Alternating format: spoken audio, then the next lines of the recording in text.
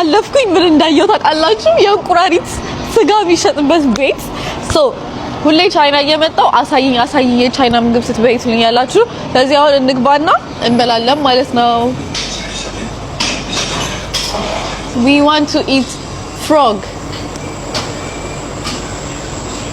ለሁለት ሰው 150 ሪንቢ አዘናል ጋይስ። ለሁለት ሰው የሚበቃ የእንቁራሪት ወጥ ምን ታጠብልን እዚህ ጋር አድርገን ታጠብልን እና አላቅም ዛሬ። ከዛ ምን በላው በዚህ ነው ጋይስ። እችላለሁ ባይ ዘ ወይ እነሱ እኮ ናቸው ግን ጌታን የሚያስቀስፉን ጉድጉድ እያመጡ እንቁራሪት ምናምን እያሉ። እስቲ ነው ጉድ እኔ ቻይና ከመጣው ማክዶናልድስ እንበላለሁ ወይ እንጀራዬን አሙቄ ወይ ድርቆሽ እንበላለሁ እንጂ እኔ በልቼ አላውቅም። ወይኔ መጣ ዋው ቴንክ ዩ ኢየሱስ ክርስቶስ። በዚህ እንብላ፣ በዚህ ብሉ፣ በዚህ ወይ እንቁራሪቱ እግሩ እኮ ነው ይሄ። ጌታ ኢየሱስ ድረስ የፓስታ ስጎ ነው የሚለው። እውነት ደስ ይላል፣ ሽታው በጣም ደስ ይላል። እና ማስልና ከስር ነው የምናወጣው። ከዛ ስቡት ይሄን በልቼ ጭንቅላቴ እንደነሱ ምጡቅ ሆኖ በቃ ምድርን ስገለባብጣት ማለት ነው። ከእግሩ እንቅመሰው ወይስ ካንገቱ? ካንገቱ ይሻላል። አምቦልት እነዚህ ጌታን ረሃብ ቢመጣ ራሱ አይሞቱም። ኡፍ እስማ አምቦልት ትንሽዬ ግን አሳ ሚል ይመስለኛል። አያችሁት?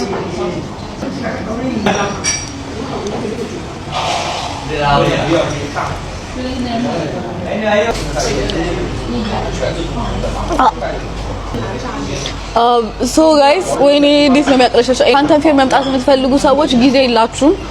በጣም ብዙ ሰው መጥቶ እየተመዘገበ ነው። ግን ፓስፖርታችሁን ያላመጣችሁ ካላችሁ ቦታችሁን ሪፕሌስ እናደርገዋለን። በጣም ብዙ ሰው እየመጣ ስለሆነ አሁንም ደግሞ መመዝገብ የምትፈልጉ ካላችሁ ከተን ሁለት አይነት ፓኬጅ አለ እንዳልኳችሁ 370 ሺህ ብር እና 400 ሺህ ብር ቪዛ ከኔ ኢንቪቴሽን ቻይናን ማሳየት ካንተን ፌር መግባት ሆቴል ትኬት ጨምሮ ፓኬጅ አዘጋጅተንላችኋል። ሶ ደውላችሁ ምን አይነት ስራ እንደምትሰሩ ተናገሩ። ከዛ በኋላ ለዚህ ስራ ይሄኛው ፌዝ ላይ ትመጣላችሁ።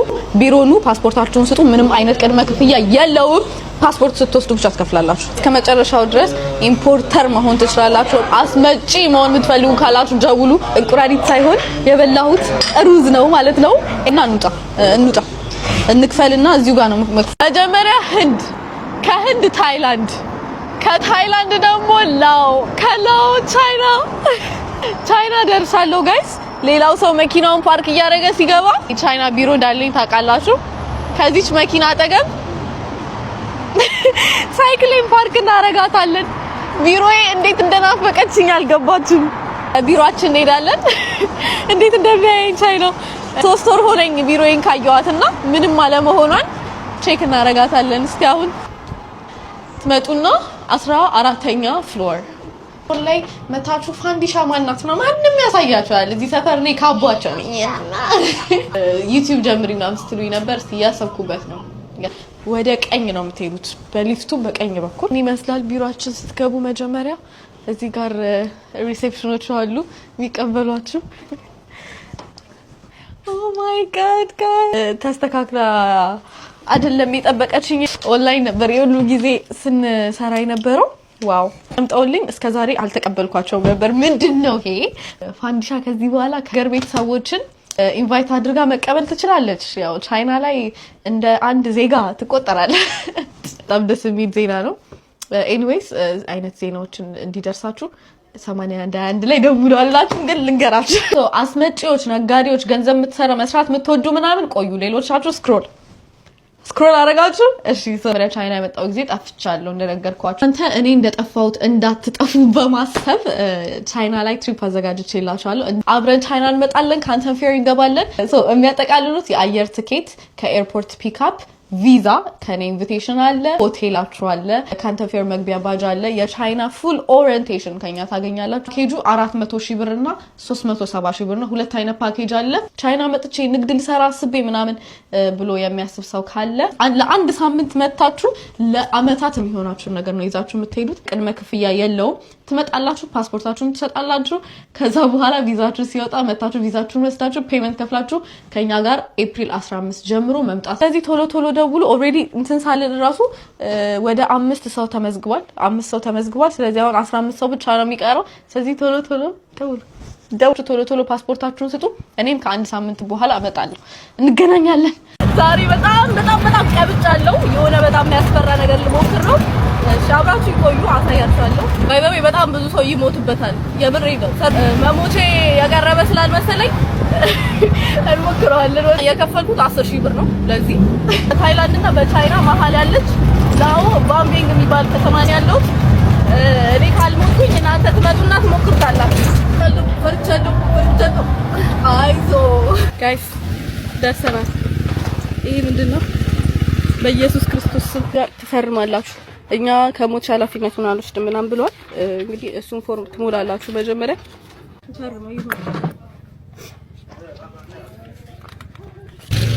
አምከም ሞተሩን እያሞቁት ነው ፓራሹት አለ እዚህ ጋር እኔን እንቀመጠው እዚህ ጋር ነው let me take this off take off okay ጌታ ሆይ አንተ ጠብቀኝ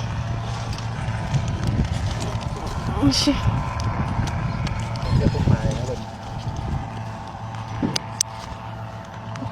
ኦኬ እሱን ፈርቷል ባካችሁ ነው ኢየሱስ ስም ጀመረ ኢየሱስ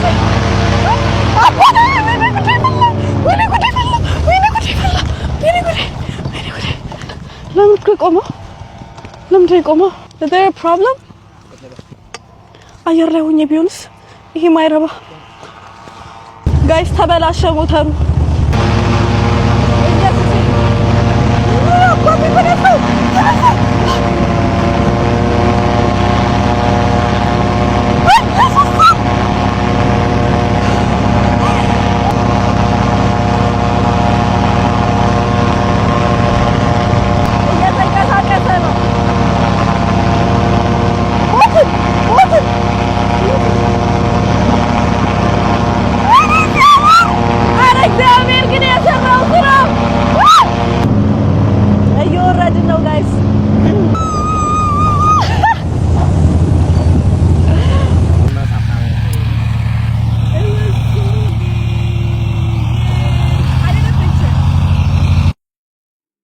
guys amazing experience መሞከር አለባችሁ እንዴት ደስ እንደሚል መታችሁ መሞከር አለባችሁ የትም ቦታ በቃ ሞክሩ